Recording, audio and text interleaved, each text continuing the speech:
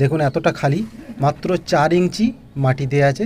দেখুন কুঁড়িটাতে প্রচুর পেটালস দেখতেই পাচ্ছেন, আমি একদম ভিতর পর্যন্ত দেখাচ্ছি। প্রচুর পেটালস এবং এই পেটালসগুলো তৈরি হবে এবং একটা বড় ফুল হবে।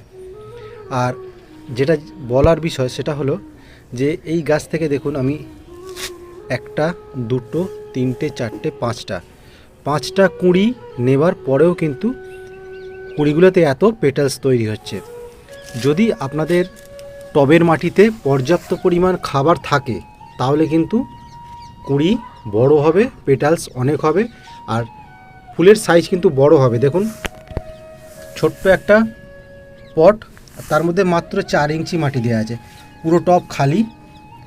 দেখুন এতটা খালি, মাত্র 4 ইঞ্চি মাটি দেওয়া আছে, তাতে কিন্তু রেজাল্ট ভালো। তার কারণ হচ্ছে মাটিতে পর্যাপ্ত পরিমাণ খাবার দেওয়া আছে।